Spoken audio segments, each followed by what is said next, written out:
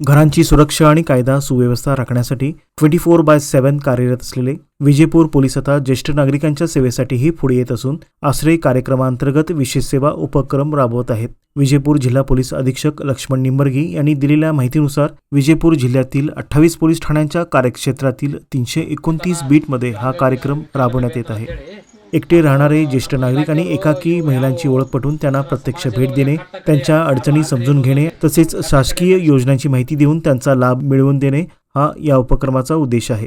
घर घर पोलीस कार्यक्रमाचाच भाग म्हणून राबवण्यात येणाऱ्या या उपक्रमातून नागरिकांमध्ये आत्मविश्वास निर्माण करण्याचे कार्यही करण्यात येत असल्याचे त्यांनी स्पष्ट केले. ಇವತ್ತಿನ ಪತ್ರಿಕಾಗೋಷ್ಠಿಗೆ ಬಂದಿರುವಂತಹ ಎಲ್ಲ ಮಾಧ್ಯಮ ಮಿತ್ರರಿಗೆ ಸ್ವಾಗತವನ್ನು ಕೋರುತ್ತಾ ಇವತ್ತು ನಾವು ವಿಜಯಪುರ ಜಿಲ್ಲೆಯಲ್ಲಿ ಎರಡು ವಿಚಾರಕ್ಕೆ ತಮ್ಮನ್ನು ನಾವಿಲ್ಲಿ ಕರೆದಿದ್ದೀವಿ. ಒಂದು, ಪೊಲೀಸ್ ಇಲಾಖೆಯು ರಾಜ್ಯಾದ್ಯಂತ ಹಿರಿಯ ನಾಗರಿಕರು ಮತ್ತು ಒಂಟಿ ಮಹಿಳೆಯರ ಸುರಕ್ಷತೆಯ ಕುರಿತಾಗಿ ಆಸರೆ ಎನ್ನುವಂತಹ ಕಾರ್ಯಕ್ರಮವನ್ನು ನಮ್ಮ ಗಣ ಸರ್ಕಾರ ಮತ್ತು ನಮ್ಮ ಗೃಹ ಸಚಿವರು ಮತ್ತು ನಮ್ಮ DGP ಸಾಹೇಬರು ಇದನ್ನು ಜಾರಿಗೆ ತಂದಿದ್ದರು.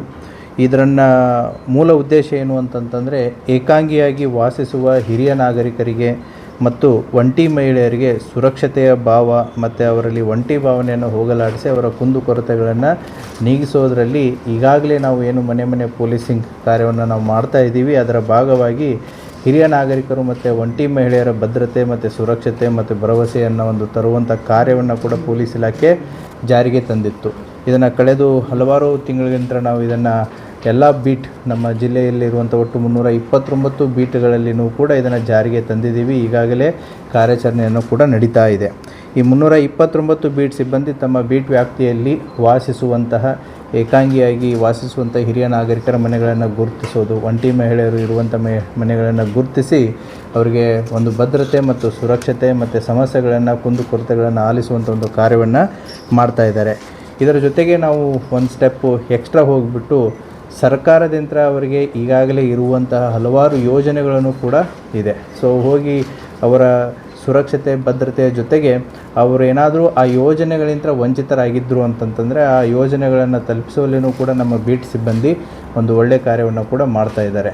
ಜಿಲ್ಲಾಧಿಕಾರಿಗಳಿಂದ ಅವ್ರಿಗೆ ಇರುವಂತಹ ಎಲ್ಲ ಸೌಲಭ್ಯ ಯೋಜನೆಗಳ ಕುರಿತಾದಂಥ ಒಂದು ವಿಸ್ತೃತವಂತ ಮಾಹಿತಿಯನ್ನು ಪಡೆದುಕೊಂಡು ಅದನ್ನು ನಾವು ಬೀಟ್ ಸಿಬ್ಬಂದಿಗೆ ಕೊಟ್ಟು ಅವರು ಹಿರಿಯ ನಾಗರಿಕರಿಗೆ ಸಂಬಂಧಪಟ್ಟಂತಹ ಕಾನೂನುಗಳಿಗೆ ಸಂಬಂಧಪಟ್ಟಂತೆ, ತಂದೆ ತಾಯಿ ಮತ್ತು ಹಿರಿಯ ನಾಗರಿಕರ ಪಾಲನೆ ಪೋಷಣೆ ಮತ್ತು ಕಲ್ಯಾಣಕ್ಕೆ ಸಂಬಂಧಪಟ್ಟಂತೆ, ಮತ್ತು ಇಂದಿರಾ ಗಾಂಧಿ ರಾಷ್ಟ್ರೀಯ ವೃದ್ಧಾಪ್ಯ ವೇತನ ಆಗಿರ್ಬೋದು ಮತ್ತು ಸಂಧ್ಯಾ ಸುರಕ್ಷಾ ಯೋಜನೆಯ ಬಗ್ಗೆ ಆಗಿರ್ಬೋದು, ಅಂದರೆ 60 ವರ್ಷಕ್ಕಿಂತ ಮೇಲೆ ಇದ್ದವರಿಗೆ ಪಿಂಚಣಿ, 60 ವರ್ಷಕ್ಕಿಂತ ಕಡಿಮೆ ಇರೋರಿಗೆ ಪಿಂಚಣಿಯ ಸೌಲಭ್ಯ ಆಗಿರ್ಬೋದು, ಮತ್ತು ಹಿರಿಯ ನಾಗರಿಕರಿಗೆ ಬಸ್ ಪ್ರಯಾಣದಲ್ಲಿರುವಂಥ ರಿಯಾಯಿತಿ, ವಿಧವಾ ವೇತನ ಯೋಜನೆ ಆಗಿರ್ಬೋದು, ಮನಸ್ವಿನಿ ಯೋಜನೆ ಆಗಿರ್ಬೋದು, ಮತ್ತು ಮೃತ ರೈತರ ಪತ್ನಿಗೆ ಇರುವಂಥ ಯೋಜನೆಗಳಾಗಿರ್ಬೋದು, ಅಸಿಡ್ ದಾಳಿಗೆ ಒಳಗಾದಂತಹ ಮಹಿಳೆಯರಿಗೆ ಇರುವಂಥ ಯೋಜನೆಗಳಾಗಿರ್ಬೋದು, ವೃದ್ಧಾಶ್ರಮಗಳ ಬಗ್ಗೆ, ಹಿರಿಯ ನಾಗರಿಕರಿಗೆ ಸಹಾಯವಾಣಿ ಕೇಂದ್ರಗಳಾಗಿರ್ಬೋದು, ಹಿರಿಯ ನಾಗರಿಕರ ಹಗಲು ಯೋಗಕ್ಷೇಮ ಕೇಂದ್ರಗಳಾಗಿರ್ಬೋದು, ಹಿರಿಯ ನಾಗರಿಕರಿಗೆ ಗುರುತಿನ ಚೀಟಿ ಮತ್ತು ಈ ರೀತಿಯಾದಂಥ ಯೋಜನೆಗಳನ್ನು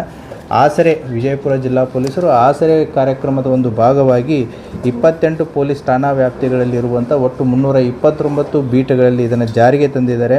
ಈಗಾಗಲೇ ಸುಮಾರು 73 ಈ ರೀತಿಯಾದಂಥ ಒಂದು ಯಶಸ್ವಿ ಸಕ್ಸಸ್ ಸ್ಟೋರೀಸ್ಗಳನ್ನು ನಮ್ಮ ಬೀಟ್ ಸಿಬ್ಬಂದಿಗಳನ್ನು ಮಾಡಿದ್ದಾರೆ.